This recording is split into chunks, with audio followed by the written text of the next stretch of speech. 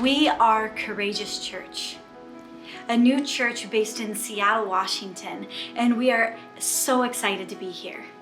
Over the next 4 weeks, we get to introduce who we are.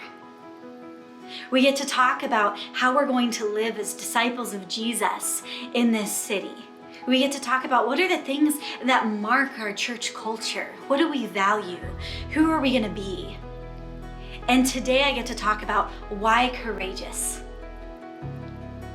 When God spoke to my husband and I and told us to start this church, to move to Seattle and start this church, it really could have been named anything. So why have we taken on the identity of Courageous Church? To answer that question, I want to start by introducing you to the character of Joshua. His story is found in the Old Testament of the Bible, and he was there when the Israelites were freed from Egypt and was there from their whole journey from slavery through entering the land that God had promised them and establishing themselves there. So Joshua would have been a slave. He would have known what it was like to be a slave. And he got to see when God sent Moses. And when Moses started talking to Pharaoh and plagues started coming upon Egypt, and there was this whole miraculous deliverance of God's people from Egypt, where it was so clear that God was moving on their behalf. God literally parted the Red Sea so that the waters stood up like walls and let the entire nation cross on dry ground. Joshua was there for that.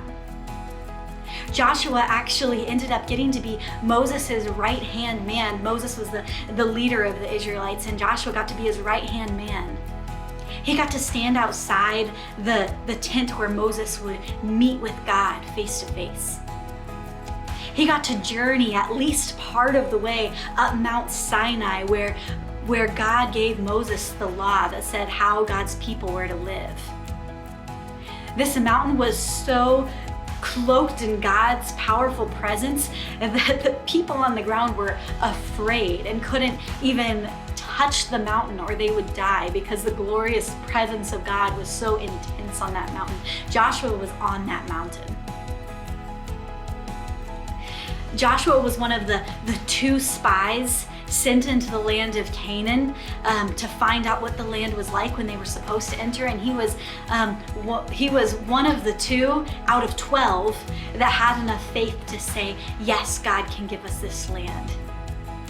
Yes, God is with us. They talked of stoning him, and Joshua still had faith. He was with the Israelites as they wandered in the desert for 40 years. I mean, this guy was a great leader. And he would have had a lot of influence. And he had the privilege of being mentored by the guy who would meet with God face to face. But the first time we ever meet Joshua is in a battle with the Amalekites. It's right after the Israelites had crossed the Red Sea, had just entered freedom, and they have to go into battle. And Moses tells Joshua, gather an army, gather the men, and lead them into this battle. And in this battle, Moses was to stand on a hill with his arms stretched out to heaven, to God. And as long as his arms were towards God, the Israelites would win. And as his arms would get tired and his arms would fall, they would begin to lose. And Joshua was the commander of the army on the ground as this was happening.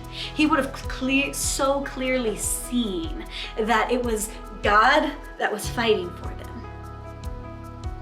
And Moses had 2 men come alongside him to hold his arms up. And at the end of the day, that battle was won with Joshua as the leader, and he would have walked away from that day so clearly knowing that even though he led the troops into that battle, it was God who was fighting the battle.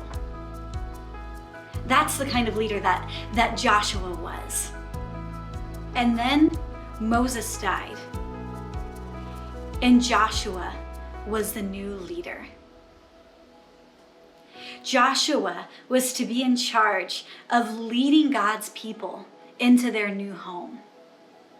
First, they had to cross a river, the Jordan River, it says that the banks were overflowing at that time of year.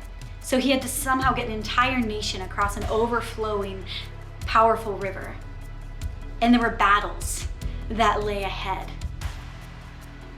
He was in charge of leading a nation. And he knew that it wasn't going to be easy. And at the beginning of his leadership journey, before he does any actions, before anything, God speaks to Joshua and gives him a command. This is what he says in Joshua 1:9.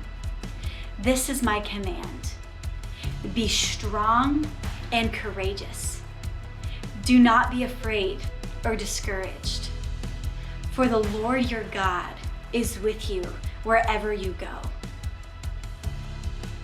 Just like God had been with Joshua in the battle with the Amalekites, he was going to be with Joshua as he led the people across the Jordan into battles as they fought Jericho and all the things that lay ahead. God would be with them every step of the way. And Joshua went on to do amazing things. He did lead the people to cross the Jordan. And much like had happened at the Red Sea, the water stopped so they could cross. And when they entered into the promised land, when they entered into Canaan, Joshua led a generation of people that was famous for following God with their whole hearts. What they accomplished, because they were dedicated to God, was incredible. But at the very beginning of this journey, God told Joshua, be strong and courageous. There was so much at stake. But Joshua was raised up for such a time as this. He was bound to face opposition.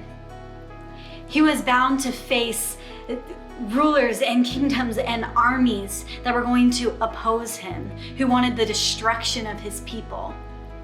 He needed courage. And God's command for the church today is the same command that he gave Joshua. 1 Corinthians in the New Testament of the Bible was written for the church as we know it today.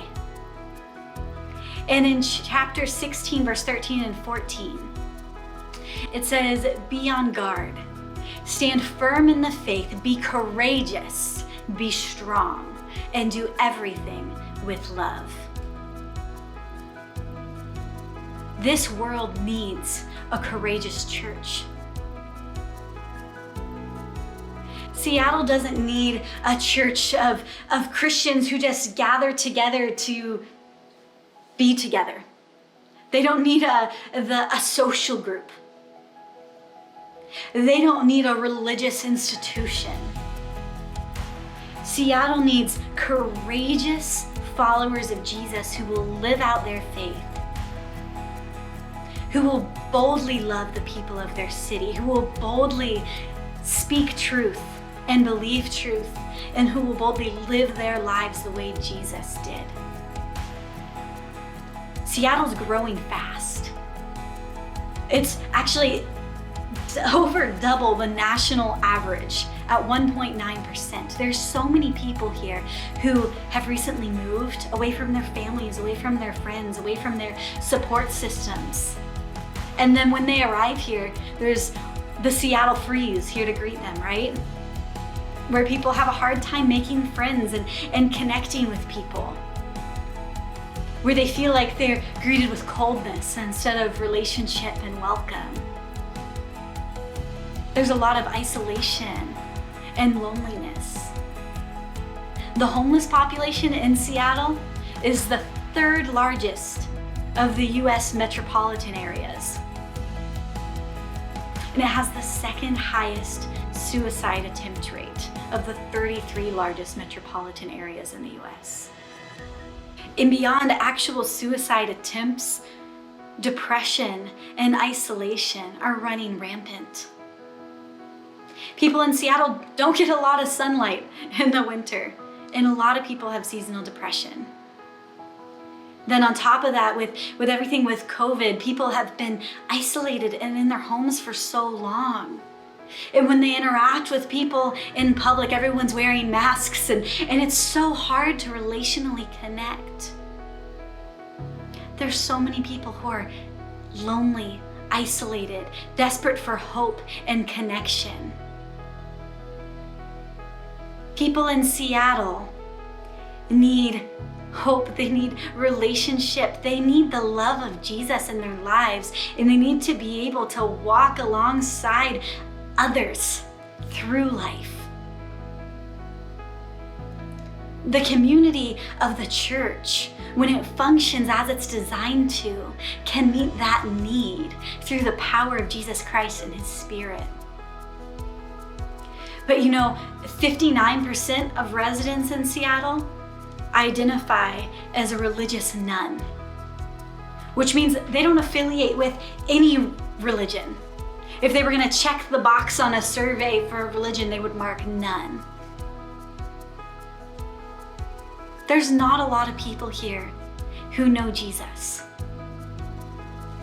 And there are some fantastic churches in this city. There's some solid, awesome churches who are doing a great job at loving their city well.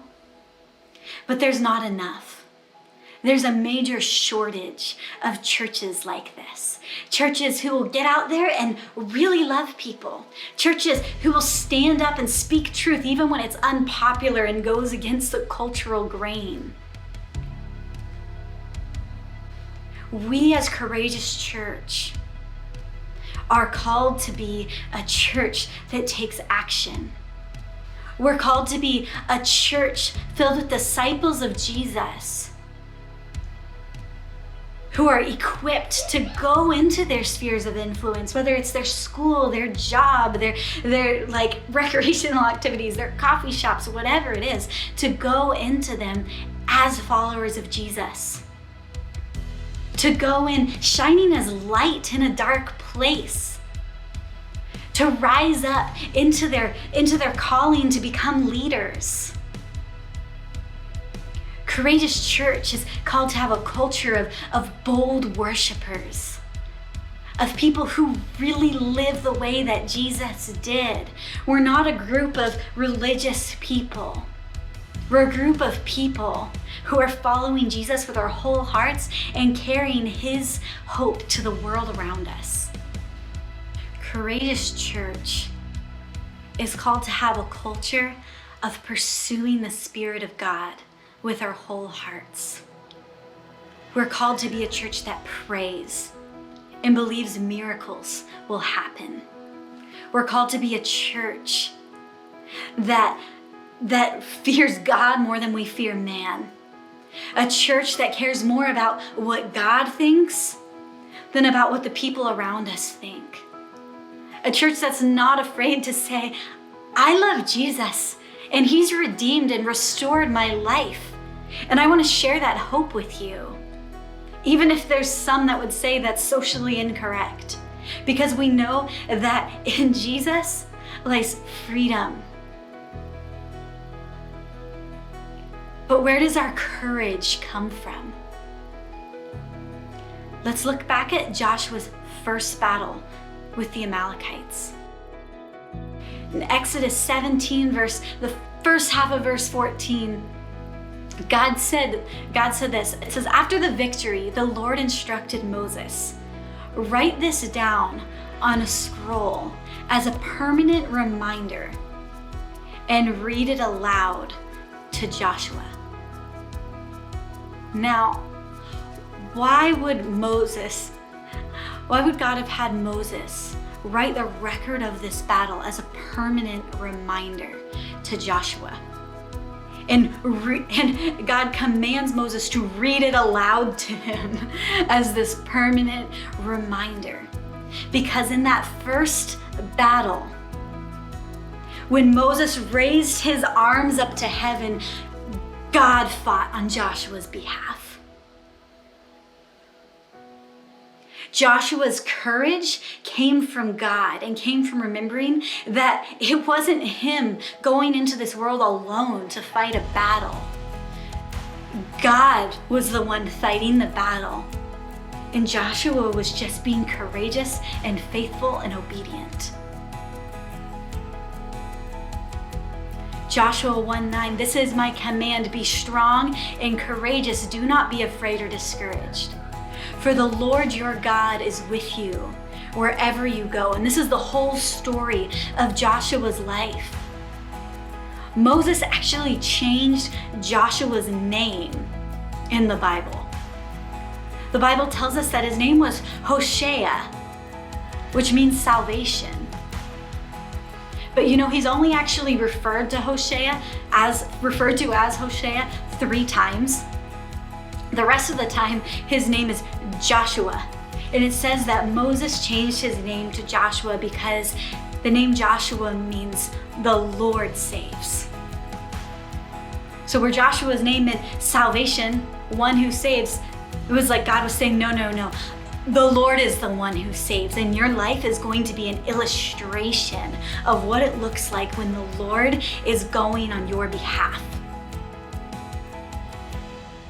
That is the culture of Courageous Church. We can courageously go into this world because our courageous life comes from the Spirit of God dwelling inside of us and sending us into this city.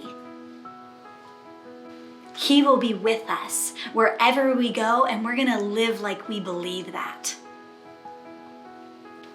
Joshua 23 says, it is the Lord your God who has fought for you.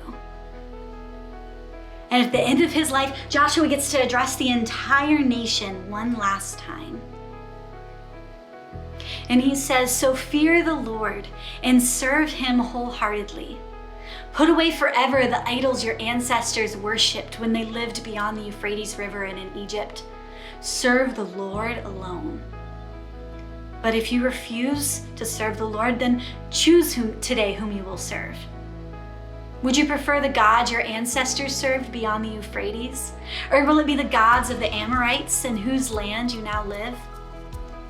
But as for me and my family, we will serve the Lord. Courageous Church, we have been called to the city of Seattle for such a time as this. God is with us. He has called us. He is leading us. And that is why we can have courage and step with boldness into living as his church in this world. And now, Tim and I, as for our family, we will serve the Lord. And as the leader of Courageous Church, I can stand here and say, as for our church, we will serve the Lord.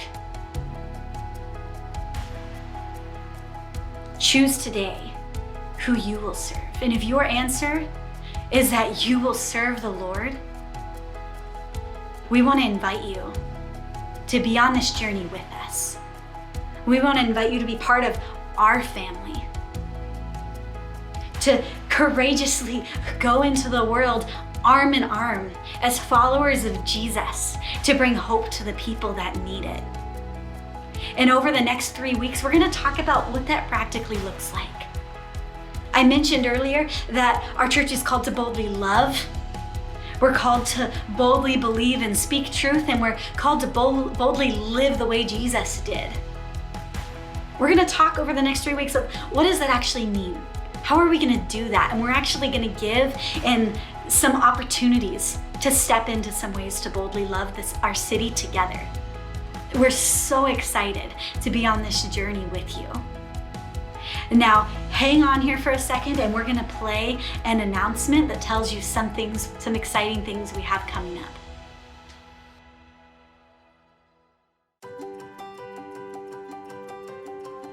Hey Courageous Church. I'm here with Michaela, our children's pastor, and we get to tell you about some of the exciting things we have coming up in October.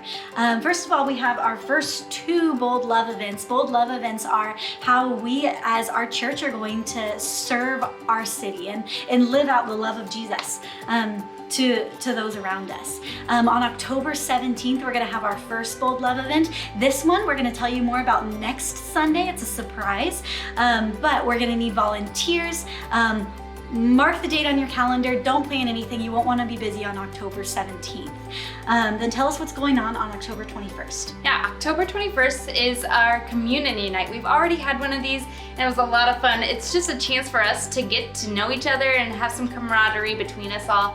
That night we're going to be doing a pumpkin decorating contest. So what you'll need to do is just bring a pumpkin and join us on Google Meet. And this one's fun because we're gonna be giving away some gift cards for the person who decorated their pumpkin the best. And also we're gonna be giving a gift card away for those who brought the most friends. A little old school Sunday school style bribery. So bring your things and come on over with us. Competition time. Yes. On October 30th, we get to have a Bold Love event that's specifically designed to serve the kids of our city. Tell us about that. Yeah, this one I am really excited for. We recognized with COVID going on that there was a need in our community that kids might not get a trick or treat like they do normally. And so what we're doing is packing some goodie bags of candy and prizes, and we're gonna actually be delivering them to those who sign up who would like to get one. And so we need you guys to come and help us deliver those goodie bags to the kids around the area. Yes, so we need donations, we need volunteers to help prep for events, and we need you to come to the event. So if you want to be involved with these in any way, go to wearecourageous.church/Bold Love, correct? Yes. Yep. /Bold Love. Sign up, get involved. We're so excited to serve our city and to love those around us alongside you. Hey Courageous Church, thank you so much for worshiping with us today. You know, a really important part of what it means to worship Jesus is actually worshiping through our own generosity, through our own giving. You see, we believe that God gives us everything that we have, and we can be thankful for everything that we have. And so as part of how we can give back, as part of how we can worship God with that, is we can actually give him part of what he gives us as a way of saying, God, everything we have belongs to you, so this is yours. We want to do this because we have generous hearts. And so right now, if you are part of our church community, I would encourage you right now to give. And you can do that in a few ways. You can scan the QR code on your screen. It'll take you right where you need to go. You can text to give with the number on your screen as well. Or you can go to wearecourageous.church/give and give that way as well. You see, what this does is it actually makes it possible for us to continue building an online community of people committed to living courageous lives for Jesus. So when you give, you're directly contributing to that mission and to that vision of reaching the whole world with the message of bold love, bold truth, and a bold life. So thank you so much for being part of our community and for giving today. And you can do that right now. Thanks, guys. Thanks for giving and being boldly generous.